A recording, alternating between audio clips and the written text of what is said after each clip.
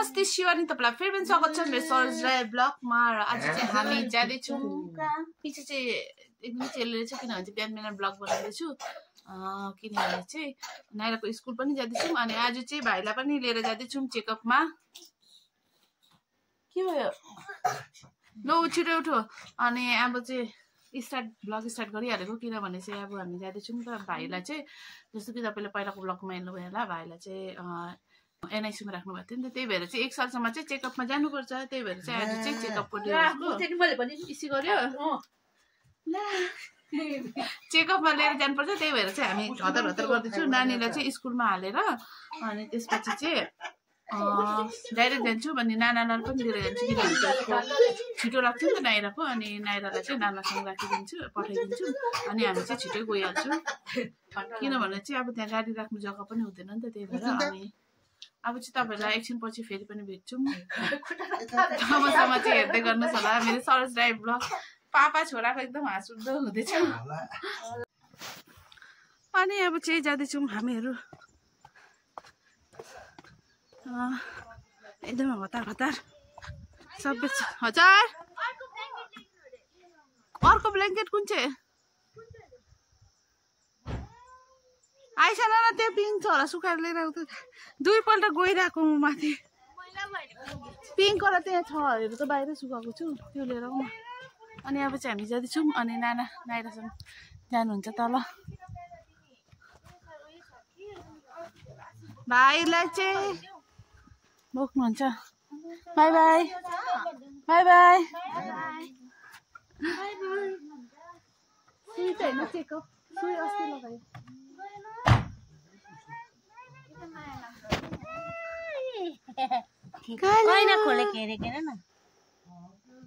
गाडीमा बसेपछि त भाइ त है ला आइसन लाग्यो।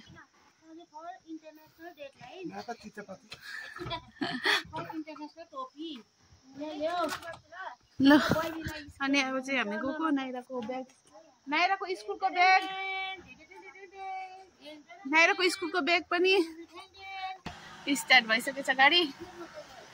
अनि नाइराको चाहिँ छिटो लाग्छ नि त 8:45 मा अनि आइसनाको चाहिँ सायद 9:15 मा लाग्छ होला सायद। अनि त्यही भएर चाहिँ नाना जानुहुन्छ हामी चाहिँ सिधै जान्छौँ त नभए गाडी राख्नु जग्गा खोज्नु पर्यो त्यहाँ। अन्त फेरि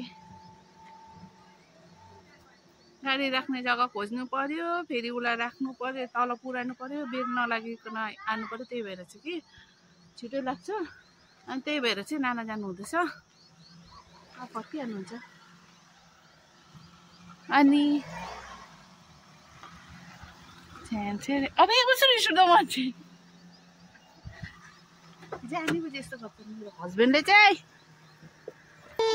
भाइले आयो भाइ मेरो भाइ कस्तो नराम्रो देखेको के गर्नु तर तिम्रो अनुहार त ब्लर गरिदिन्छु भाइ अनुहार त है। उहाँ चाहिँ मेरो हस्बेन्डले चाहिँ ब्लगै बनाउनु दिनु हुँदैन जहिले पनि किचकिच गरिरहनुहुन्छ। भाइ पुरा प्याक छ अब यस गर्दैछ फोन आमा फोनमा त डरलाग्दो हेरिदिन्छ नि के कस्तो डरलाग्दो हेरिदिन्छ यसले।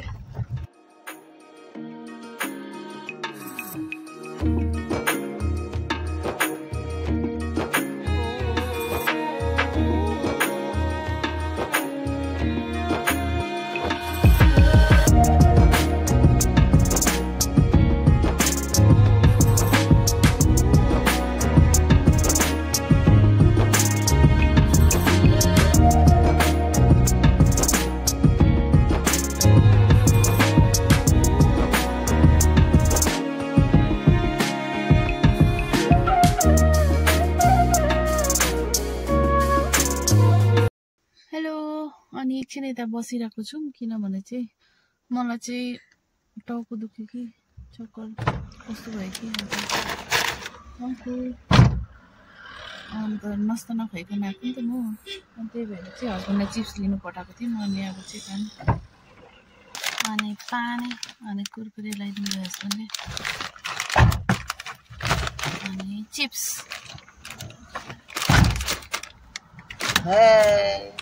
हेलो पापा भन्नु। Hello.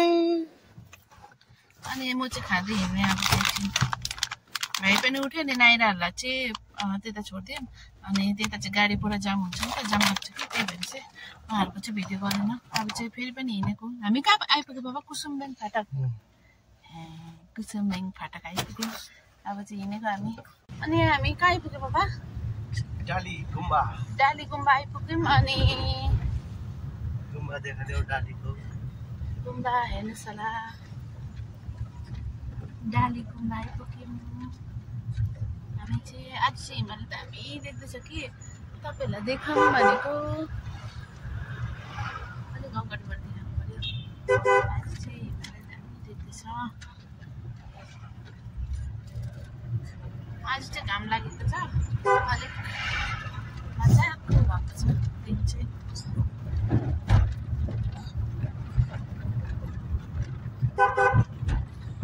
हेरिसक्नुहुन्छ टोय ट्रेन अनि यता तपाईँको तारा मन्दिर दर्शन गर्न सक्नुहुन्छ तारा मन्दिर हेर्न सक्नुहुन्छ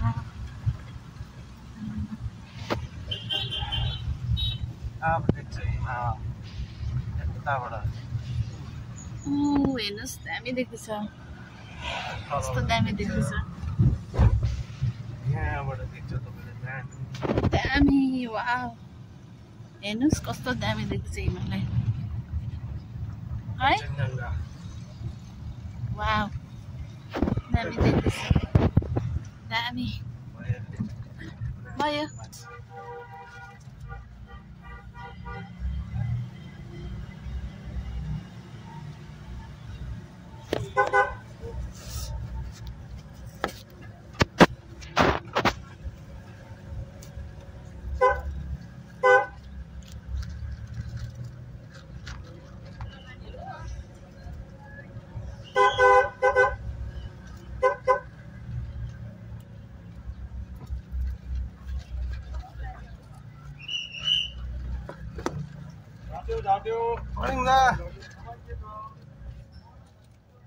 र अहिले चाहिँ हामी यता पुग्यौँ हस्बेन्ड चाहिँ तल गाडी त्यता छ अनि त्यही भएर म र नानी आएको छु अनि म र नानी आएको छु हस्बेन्ड चाहिँ तल गाडीमा छ अनि आउनुहुन्छ है बाबा अनि फाइलहरू सबै लिएर आएको छु पछि छ अनि अब चाहिँ यता जाने हो अनि अब चाहिँ हामी जाँदैछौँ चेकअप भइसकेको थियो फलो भइसक्यो अनि अब चाहिँ हामी जाँदैछौँ यता आइपुग्यौँ हेरिसक्नुहुन्छ अनि भिड छ आज चाहिँ अनि हस्बेन्ड चाहिँ तल बस्नुभयो गाडीको त्यहाँ बस्नुपर्छ नि त गाडीहरू आएपछि हटाउनुपर्छ त्यही भएर अनि म र नानी मात्रै गयौँ बाबा अब चाहिँ घर जाँदैछौँ हस्बेन्डले मोमोसँग खिलाइन्छ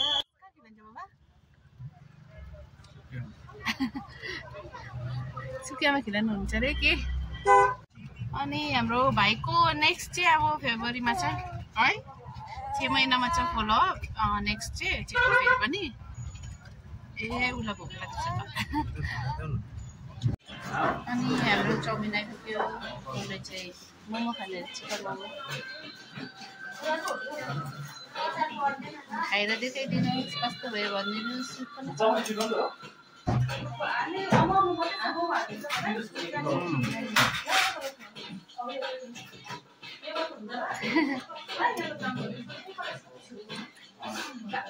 अनि अहिले चाहिँ हामी घर आइसक्यौँ अनि आज चाहिँ झालमुरी खाने कि झालमुरीको चाहिँ ब्लग बनाउँछु कि बनाउँदैन थाहा होइन झालमुरीको सामान लिएर आएको छौँ यता छ माला भुजाहरू माला भुजाहरू के हो यो माला भुजा अनि मुरैहरू सबै छ अनि अहिले चाहिँ हामी घर आइसक्यौँ अनि बसेर भन्नु पर्यो घर आइसक्यौँ अनि नानीलाई चेकअपमा देखाएँ फलोअप भन्ने रहेछ फलोअपमा देखायौँ डक्टरलाई देखायौँ अनि 1 साल किनभने चाहिँ 1 सालसम्म लानुपर्छ नि त नानीलाई अस्तिको ब्लगमा हेर्नुभयो होला मैले नानीलाई किन फेस रिभिल नगरेको किन अहिले नदेखाएको भनेर हुनु त अब त्यो आँखा त लाग्दैन अब तर नि अब अलिक ढिलो हालेको मैले अब कसैको राम्रो पनि नजर पनि लागिहाल्छ नि त त्यही भएर अनि तपाईँहरू प्लिज नरिसानु होला।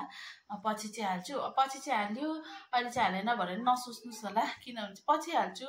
अब त्यतिखेर चाहिँ यस्तो भयो नि त, अब नानीको त्यस्तो बिमारहरू भयो, त्यही भएर फोटोहरू आफ्नो फ्यामिलीहरूलाई कसैलाई साथीहरूलाई नै हालिनँ, देखाइन, त्यही भएर। अनि नानीको चाहिँ एडमिट भएर त्यतिखेर अलिक लामो राखेको थियो नि त, त्यही भएर चाहिँ मैले नानीको त्यतिखेर चाहिँ फोटोहरू पनि खिचेको थिएन अनि कसैलाई पनि पठाएको थिएन, हामी धरीले हेरेको थिएन नानीलाई। लास्टमा माथि एनआइसीमा बसेको थिएँ, त्यतिखेर चाहिँ नानीलाई फर्स्ट मैले मात्रै हेरेको थिएँ, हस्बेन्डहरूले पनि हेर्नु भएको थिएन, दिदीहरूले नि त्यतिखेर हेर्नु भएको थियो, अलिक हेर्नु भएको थियो कि, तर अलिक राम्रोसित हेर्नु भएको थिएन नि त बिचराले। अनि त्यही भएर चाहिँ नानीलाई चाहिँ अब तपाईँको 1 सालसम्म चाहिँ एनआइसीमा राखेको नानीलाई चाहिँ 1 सालसम्म चाहिँ लानुपर्ने रहेछ। पहिला चाहिँ छुट्टी दिनुभयो, त्यसपछि चाहिँ 7 दिनपछि कि 8 दिनपछि लानुपर्छ, त्यसपछि चाहिँ 1 महिनामा, त्यसपछि चाहिँ नानीलाई चाहिँ 3 महिना भयो नि त, 3 महिनामा लिएर गएको थियौँ, अब चाहिँ 6 महिनामा लानुपर्छ फेरि पनि। अनि त्यसपछि चाहिँ डाइरेक्ट 1 सालमा लानुपर्छ, 1 सालसम्म फलोअप गर्नुपर्छ नि त। अनि त्यही भएर आज चाहिँ हामी 3 महिनाको फलोअपमा गएको थियौँ, अनि अब 6 महिनाको छ तपाईँको, अनि त्यसपछि चाहिँ 1 सालको। अनि त्यसपछि चाहिँ लानु पर्दैन नानीलाई चाहिँ, एनआइसीमा राखेको नानीलाई चाहिँ लानै पर्ने रहेछ नि त, त्यही भएर। अनि आज त्यही भएर नानीलाई लिएर गएको थियौँ, अनि त्यसकै ब्लग बनाएको थियौँ। अनि छिटै गयो, छिटै आयौँ, नाना पनि सँगै आनुभयो हामीसँग। अनि नाइरालाई चाहिँ अब छुट्टी भएपछि लिन जानुहुन्छ हस्बेन्ड चाहिँ। अनि लन्च चाहिँ मेरो बहिनीले गराइदिनु भयो, सबै बहिनीले। अनि आजको ब्लगमा चाहिँ यति नै, नानीलाई हस्पिटल लिएर गएको थियौँ फलोअपमा, अनि त्यसकै ब्लग बनाएको थियौँ। र आशा गर्छु तपाईँलाई ब्लग मनपर्छ भनेर। अनि झालमुरीको ब्लग आउँछ कि आउँदैन थाहा भएन, अब बनाइ नै सक्छु नबनाइ नै सक्छु। र मेरो ब्लग हेरेर माया गर्नुको लागि धेरै धेरै धन्यवाद। आलङ्गे, बाई बाई।